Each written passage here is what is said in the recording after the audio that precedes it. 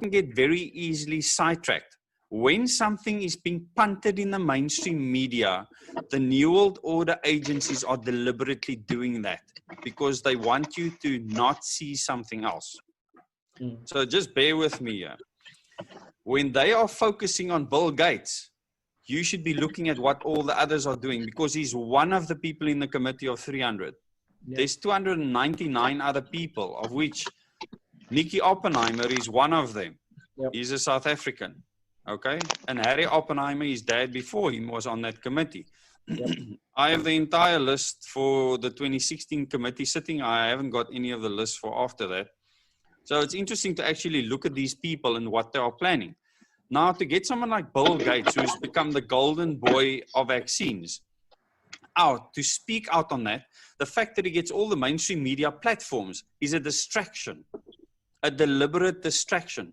What you need to see is what are they trying to hide. When you've been involved in intelligence, then you know that countermeasures are used all the time to distract people from finding the real truth. And I stated in a video I made recently on vaccines, where I said, I believe in the concept of vaccines, but I will not have a needle with a vaccine stuck into me unless I was personally involved in the development of that vaccine. Does that make sense? Yeah, that is my point of view. So, and that'll stay. And a lot of people might be upset with me over that. I mean, I spoke to people earlier today at length about masks and wearing masks. And I don't want to go into that, into a lot of detail, but people have said, but you have shown people that you're walking outside without wearing a mask. I said, but there was no one around me. So why should I wear a mask? And I was trained in the nuclear industry, how to wear anything on my face when there's radioactive contamination around. And the broad public is not trained. So I see masks as a mass, okay, way of spreading any kind of a virus. The virus exists. The virus is real. It's not that deadly. It kills people with comorbidities. So this is the one thing you need to understand. So no vaccine is necessary. This is the first root cause analysis that you'll get to. Why do they want to push vaccines? You have to ask that question. Yeah. Now, when you drive a narrative, they can put salt water in that vaccine. Yeah. But if it pushes their narrative for us, people to get... there's some interference on the line. Definitely some huge interference, and there's obviously a reason for that. Unless mute, shall we mute our mics and then yes. When you want to speak, everything seems fine now. Yeah, it seems fine. Okay, let's carry on then, Des. Let's go ahead. So they could literally inject people with salt water in these vaccines, just saline solutions. And what will happen is people will still now believe that because they have the COVID pass and they've received the vaccine, now they've got an immunity passport. So vaccines can be used purely as a tool and method to give people freedom within these smart cities, because it's the next thing that'll happen is you'll be tracked and controlled where you can move. And the COVID pass system does exactly that. So you have to look at ID 2020, that whole plan. And myself and Justice Killian from Agenda 21 South Africa channel, we chat almost on a daily basis. And I would like the people to go and join his channel because he deals with these things in detail. Justice has done so much research on this over the past 8 to 12 years. And he speaks specifically about the COVID pass and goes into a lot of detail into what that actually means. So that's Agenda 21 Truth South Africa. And he highlights in there, and I mean, we share information all the time, how there will be 3 different types of identities. Some of them will be based on immunity, which means you've been vaccinated. So this is the reason for the whole vaccine story. And that's how I see it. Now, I know that vaccines can hurt you and damage you, and I won't give my kids vaccines because of how I believe the manufacturers have gone after money. Going into a debate on what has happened in various countries and people actually being killed with vaccines, made sterile with vaccines, I have to trust sources outside of my own sphere of influence. And so I cannot speak on that with authority. I'm certainly aware of all the information that you've researched because I've looked at it myself. But I cannot speak with conviction and say, yes, so many kids got polio in India or got sick or died or in Africa. I cannot say that as a fact. What I can say as a fact is that vaccines are used as a tool to get us to be controlled fully. And if I can just come in here, Des, I can verify the facts about vaccines because I've researched them. Yeah, okay. Journals, so but I can't myself. Yeah, no, but I can, and that's why I'm going to reiterate this on public record. I am anti-vaccine. Anybody who wants to vaccinate me, all my kids, all my grandchild will have to kill me, all right? Because I ain't going to be passively, be vaccinated. There's going to be resistance from my side. So it's very important for people to understand. You touched on the track and control, but the vaccines also kill. So it's a track, control, and kill vaccine. They do. They do. We know that vaccines kill people. Yeah, we know this. They actually tell us that. We tell us that there's been numerous court cases in America. And the thing is, we can get sidetracked with a vaccine discussion, and we should actually do that as a separate discussion, I believe. Because I believe there's many other things. Yeah. There's many other things that should be a topic on its own. I agree with you. Then it can be focused specifically. But there's many people on a panel that have that are from varying industries that are key to actually what we're experiencing now with the New World Order. And I think it's important that I actually get their questions or their thoughts with regards to the New World Order. And we cover the things that we can do now, because the people listening to this, I want them to be able to act. I want them to know what they can do in their life right now. Like the first thing that they should do is take their kids' school books and look at it and see how your rights as a parent has been taken away. And how the teachers have been taught that they must replace you. And actually become very cocky and arrogant about it. Yeah. Not all of them, many of them. And it's shocking to see when you think that there's a conservative teacher in school, when that teacher's been brainwashed for long enough, they will come out with the most shocking things and speak about things to your child that you will never comprehend. And they will think it's fine. In fact, they will think they're doing your child a favor. And you will fall over backwards. The things that my kids have been exposed to, we removed our kids out of school. We're homeschooling them now. And my wife actually started a homeschooling channel yesterday. She had that first on a channel, Lauren Evantia, and now she started a homeschooling channel called You Can Homeschool Too, with a 2 at the end, just to show people that anyone can actually take action and take control if they have the ability to do so, and start teaching their kids. As you said earlier, in the past, people used to teach their children correct principles. They're not being taught principles at school right now. Look, schooling is no longer schooling. It's basically indoctrination camps. You're not sending your kids to school anymore. You're sending them to indoctrination camps. We know that. And that's what we're fighting, basically. But coming back to the vaccine, the vaccine is 2 vaccines. Basically, there's an RNA vaccine, and then there's this quantum dot tattoo vaccine, ID 2020. The RNA vaccine, the genetic vaccine, is actually to genetically modify you. It's to actually insert genes into your genome. That's what it's about. Yes. So it's part of the transhumanist agenda. Then there's the track and control one also. So you're going to change you genetically, but also track and control you. So there's multi-purposes for these vaccines. So one of the things we can do, one of the solutions then to this New World Order agenda to fight it, is to ask everybody to basically refuse to take the vaccine. Now, obviously, not many people will do that because people are so mind controlled, they're actually going to be lining up to be vaccinated. That's exactly what hopefully not. Hopefully. You'll be surprised. You'll be surprised to see how many people have grown in the movement that are actually awake. And my channel is not, as 00 Days, is not even a month old, believe it or not. Okay. And since I started 00 Days, I almost have 12,000 subscribers now. And these people all are under the same mindset. They will not get vaccinated the same way I will not get vaccinated. You didn't ask me, will I get vaccinated with this thing? There's no chance in hell that I will get vaccinated. And I actually sat, I don't know if you watched my video on the vaccines, but I sat in a meeting at a hospital in Tableview, actually in Parklands. And I was providing sound at the time. And it was a vaccine company trying to sell the vaccine to the hospital. And it was a full day program, and many of the doctors and specialists were there. They were given any bribe that you can think of. But the best thing is this specific manufacturer, and it's a well-known manufacturer, they were rubbishing all the other companies supplying vaccines and saying how dangerous they are. And it's fascinating. I mean, my eyes are open because I've known for a long time that vaccines can be bad news, especially when they try and combine so many different things together, as well as what they use in the vaccines. It's poison. I mean, even any vaccine, the concept of a vaccine is to give you a bit of poison so that you can build up an immunity. Irazan Talib had a hand up. Zan, you want to ask a question?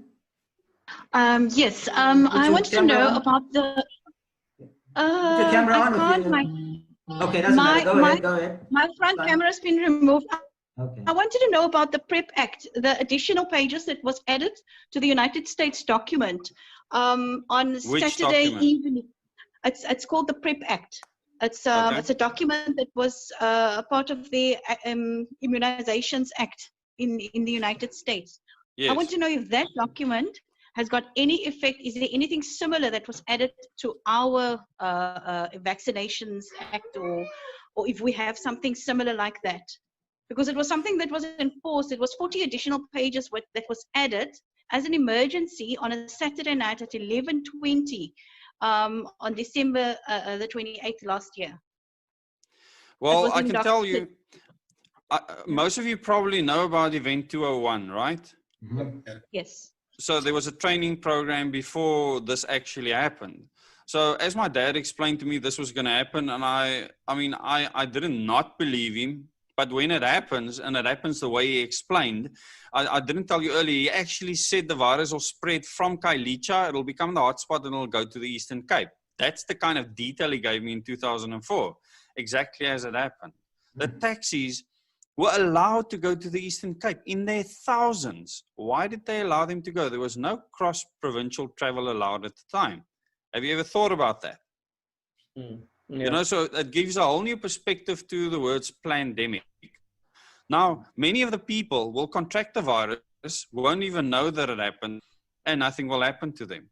It's going to be older people with comorbidities that are going to pass on, because that was the focus of the specific virus that's been developed many, many years ago. So when we look at these documents that are being changed last minute, there's resistance coming out, and therefore they have to cover their back ends, because there's court cases in the US right now. Yes. In their courts against the entire system of the New World Order. And I mean, I have those court documents with me. So they have to put things in place to cover their backsides at this stage, because there's been court cases made against the Rockefellers, against the Rothschilds, against the whole lot. I don't know how you even hear that in court. But I mean, I can pass on the documents to you, Doctor, and you can actually disseminate amongst the panel so that they can have a look at it. But there's these big class action lawsuits. This document that I'm referring to, the 40 additional pages, it's part of the defense bill. It says that every adult will now be enforced the vaccination. And I was just concerned that we have something like that here, because I haven't looked into that. Everything that'll get rolled out there will get rolled out here. You must understand, South Africa is at the forefront of all the nonsense that the New World Order is trying to do. So with COVID Pass, 100% of people need to get COVID Pass. Now, what COVID Pass does, it can link to ID 2020. It can be an immunity passport, which means you need a vaccine. It can be a health passport, which means you're either green, amber, or red, which means that you've tested positive for the virus, negative for the virus, or you've been in close proximity to someone that has the virus. So literally, if you get to within 2 meters of someone else that's red, your phone is going to turn amber. And I know, Doctor, that you wanted to speak specifically about, or one of the panel wanted to speak about RFIDs. The RFIDs are not part of this now, but getting a vaccine is obviously part of this once it becomes an immunity passport. So initially, it'll be a health passport. It will then become an immunity passport, and then it will become your ID. Do you understand where this is going? So it's a three-step approach. It's very important for people to understand that this is not a pandemic. It's not a real, not a true pandemic. No.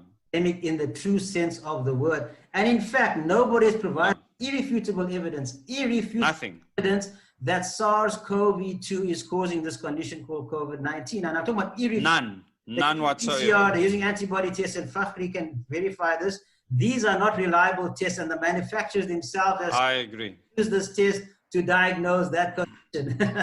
Governments else are using these tests, so they're not valid. There's no real pandemic. The numbers don't verify a real pandemic.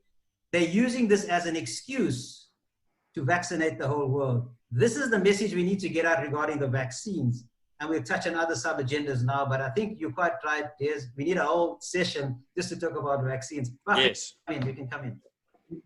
Yes, if I can just also, and for the panel, alluded to the latest Department of Health report on the COVID-19 data and so on, and the breakdowns. I don't know if anybody's seen it. I think it was on the 27th of June it was released and so on. Anyway, so what is interesting about the document is that there's a statement. I don't know if people have, and it's very revealing because the statement reads as follows. It says that, so they have tracked the numbers, the real numbers in the Western Cape, and they found that the predictive models were not correct, and that therefore they have revised the numbers.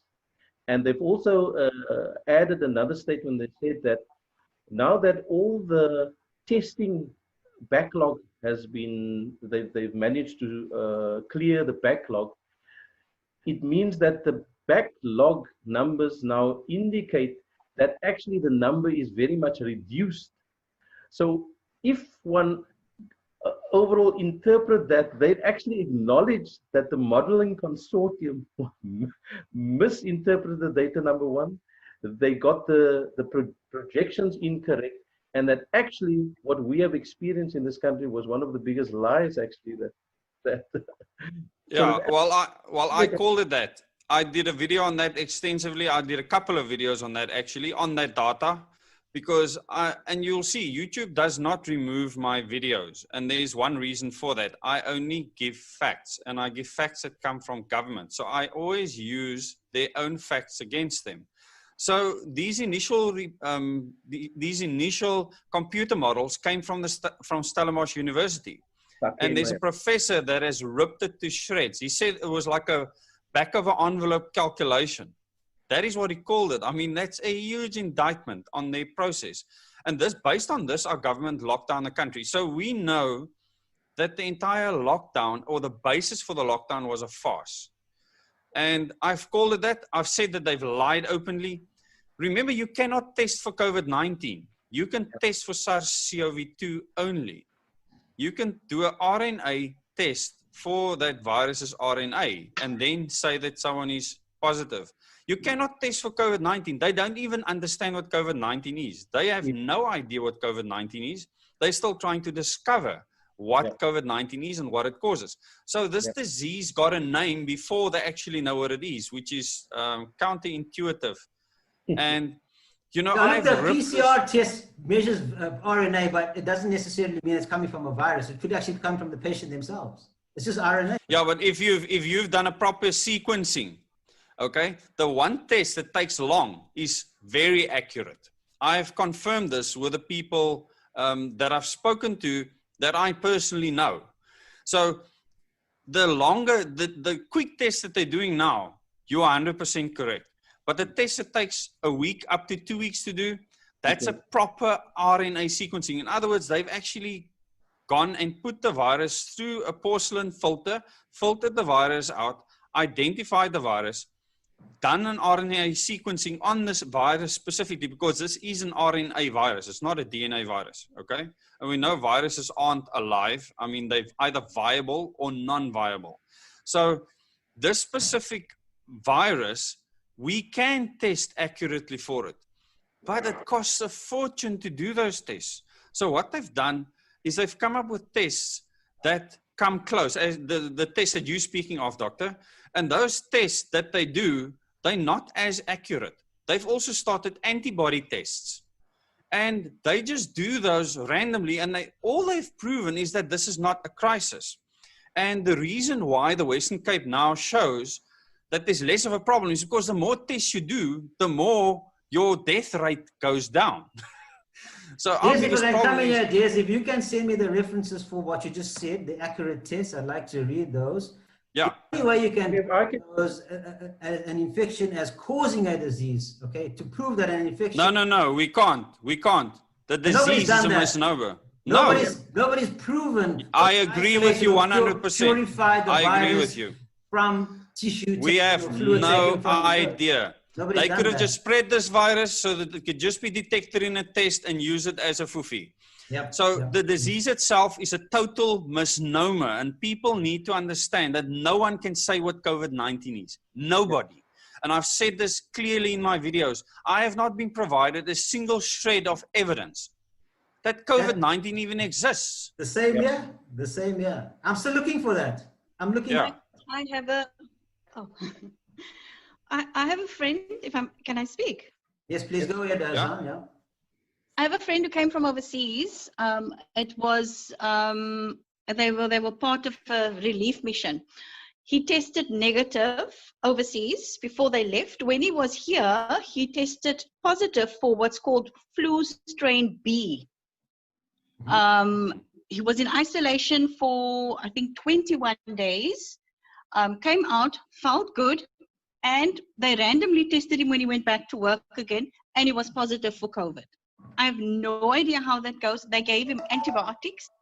They gave him multivitamins, antibiotics, and he had absolutely no symptoms, not even a loss of smell.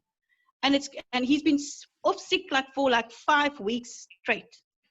And he was absolutely as fit as a fiddle, as healthy as a horse. No, nothing. The only thing that he was tested for overseas was flu strain B. I'm not sure what that test is, but they told him he doesn't have COVID. He came to South Africa and he was told he has COVID. If I can come in there, yeah. So quite a few of the tests that is on the market, a few that is in fact validated by the CDC. So there's about 14 to 15 different tests on the market at this moment in time, but it's across the world. None of them have been actually validated by the World Health Organization. They're validated individually by the various agencies, right? So that's the one problem. The other problem is that two of the tests that the CDC has released for testing, and the one that we are using is the BioRad one. If you read on the insert, in fact, in the box, that comes with the test, it will tell you that a specificity clause in there. And one of it says that there's a non-specific reaction with influenza B and A. So they're actually acknowledging that in the test. Very much aware of that. By the CDC, that actually influenza B and influenza A can interfere with this, and it could won't interfere. Will test positive, in fact. Will test positive. So I mean, but only in South Africa. The one in South Africa, yeah, as well. BioRad, the BioRad test as well. Yeah. So this is one of the major problems. The other thing, there's several tests. Sorry, let me correct that. There's several studies that have been done that indicates. In fact, I've got, if anybody's interested, I've got about maybe 10 or 12 papers there, where if you had in any way the last 2 years or so had an influenza injection, there's a good possibility that you will test positive for COVID-19. Yeah. So there's all you will, especially for the test that they're doing now for antibodies, definitely, yes. Indeed. So indeed, yeah. So there's a lot of knowledge. I hope that answers your question, Zan. Shukran so much. Yes, that I know about the studies as well. He was just concerned about what is influenza B, and now suddenly it's turned into COVID when he comes here. Yeah, so that's why it I actually have many people that have contacted me. There's horror stories. We can do a separate program just on the lies and deceit that's gone down with this whole pandemic, with personal cases. And I mean, some prominent people, people that I personally know, where their family went into hospital because of a comorbidity, was labeled as having died from COVID-19. They weren't allowed to see the family. And then they end up taking the body to the Eastern Cape. They get escorted there. They don't get tested for the virus at all. All the way there, all the way back to Cape Town. Don't get tested. Not told to go into quarantine. This is a farce. But that certificate said COVID-19. So I can carry on and on, but I think we must be careful not to make this just a medical discussion. There's so much more that we need to cover. There's some points I want to bring up now on the enforcement agents, but I just want to mention that these guys, obviously it's a pandemic because the Rockefeller Foundation had a scenario planning exercise, or they wrote a report on lockdown. Bill Gates actually funded the Event 201. And then Event 201 last year, and immediately a few months later, or a month or two later, you got this pandemic. And now they're talking about a second wave. How do these guys know, that the second wave is going to be worse than the first wave? If they are not the ones that are planning it, if you can't see that, then, this is crazy. But anybody wants to bring up more points on what we just spoke about, the vaccine, or can we move issues? If I may just add that actually that study has also been funded by the Johns Hopkins University. Yes, eventual one. Yeah. Yes, I'm aware of that. Yeah, that we can have an entire show just on what happened with that alone. Absolutely. Yeah. So I'm going to just continue now. I want to just ask Des, what is your opinion? Look, this agenda was only able to unfold over the decades because enforcement agents from various governments, and I'm talking about the military and the police, are the ones that enable it to roll out. If they didn't enforce it on behalf of the globalists, then the agenda wouldn't unfold. I mean, they are the ones that are enforcing implementation of all these policies and whatever strategies on behalf of the globalists. So how do you talk to people who come from your own community? And I just spoke to a friend of mine who actually is a policeman this morning.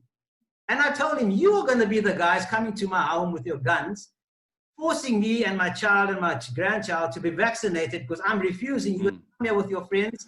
I know you for years. You're going to come here with your friends with their guns and jab put a needle in my butt or my deltoid muscle, or wherever they're going to do it.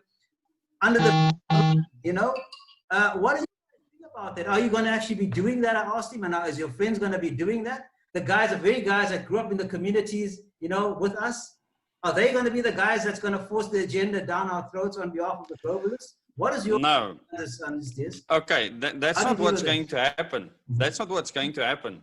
And the reason why that's not going to happen is because we will beg for the injection. So what they will do, and I'm not saying me and you and the panel, but the general populace, what they will do is force you to the point where if you now get this vaccine, you can carry on with normal life and survive and literally be able to live and eat. And this is why I want us to get to the solution, because this is key. I mean, we can speak about so many things that can be seen as fake news space and by many other people that just will stop listening to this conversation because of what we say, instead of us talking about things that can solve the very problem that you're bringing up now.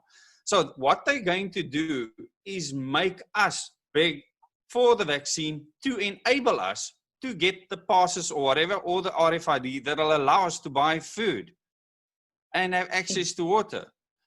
Remember the drought, the fake drought situation that we had to install all these smart meters, water meters, so you can control the amount of water going to someone's house was key.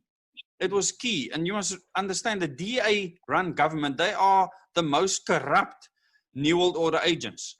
I mean, they make the ANC look like Sunday school kids, if I have to say it in Christian terms, because they they are enabling this at a rapid rate. I mean, they're the first province to enable this transgenderism at school, where a boy can now do athletics against a girl. Yeah. It's absolute madness. And I mean, my wife is at the forefront of fighting this. So she has 139,000 people on her Facebook group, hashtag Leave Our Kids Alone. And she's been attacked left, right, and center for that action. So I believe that they will do things to us to force us to want to comply. And those that don't comply, we will be the slaves to the 70% in the city. They've done the calculations already. They've said that about 70% we need them to comply. Moving to the smart cities, the other 30% will be the slaves. They can leave us without RFIDs outside the cities. They can build their walls around the cities and say, this is where the smart city starts. The rest of you on the outside, we can do with you what we want, because the people in the city can't see what we're doing to you over there. The Hunger Games is not a joke. Yeah, absolutely. It's very, very real what's coming. No, absolutely. Yeah. I see what's coming. I've been studying this for years, for a long time. Yeah. I've been telling people about this for years, and very few people looked at me, listened to me, called me a conspiracy theorist. Until the lockdown happened, and then I started getting phone calls. Oh my gosh, Dr. Kirsten, you were right, you know. I said it was a bit late, but anyway, thanks for calling. But why I say the enforcement agents basically will do this is because on the second day of, or the third day, or sometime during the first week, I took a drive to the food store, and I was stopped on the M5 here by a roadblock. And the lady policeman asked me, where are you going? And I said, I'm going to Oudtshoorn to buy some food. She says, where do you live? I live just here, just up the road there in Brandewashies. She said, well, just get back home immediately after you bought your food. Now, I don't see that any different from somebody coming to your home with a gun and saying, look, you need to be vaccinated right now or else. Maybe it won't happen. And I actually I agree with what you said, Des. It's going to happen in a different way. But it could happen, you know. At the end of Listen, what they're doing already is worse, in my opinion, because what they've done is our government wanted a state of emergency. And we have one person standing in the way of that, and that's Chief Justice Mogoeng. And I made a video saying we need to defend the Chief Justice. You know, he's a religious man. He believes in good and evil. He's on our side. And he said to the president, go stuff yourself. There's no ways we are declaring a state of emergency, because the Constitution falls away under a state of emergency. And you need a full bench of the Constitutional Court with the Chief Justice to agree to a state of emergency. So they had to go to Plan B, which was a state of disaster. Then they implemented the same rules and laws and regulations, well, it's not laws, it's regulations, that they would under a state of emergency, under a state of disaster. And they're not allowed to do that. Can I come in here, please? Yeah. Okay. My leaning is always towards the economy. And I'm going to have to watch my words here and say the alleged state capture of Jacob Zuma took 10 years. I think, in my opinion, the alleged state capture of Cyril Ramaphosa took a wink of an eye. And I'm concerned about the spin-offs. 2 million people have lost their jobs or are losing their jobs this year. You're talking about the state of emergency. I want to understand the thinking out there that 2 million people lost their jobs. The poverty, levels of poverty is increasing big time. To have a state of emergency, all you need is a spark amongst those poverty-stricken people, right? Because, like I said, the level of poverty will be increased. And so I'm saying, I'm thinking that the state of emergency is a reality that we are potentially facing very, very soon if, like I said, they light the spark amongst the poverty-stricken people. We have had looting here in Cape Town already in the early stages of the lockdown. And yes, those provocateurs will come back and will again do their job. So I'm actually fearing that state of emergency is on the cards. Your thoughts on that, yes?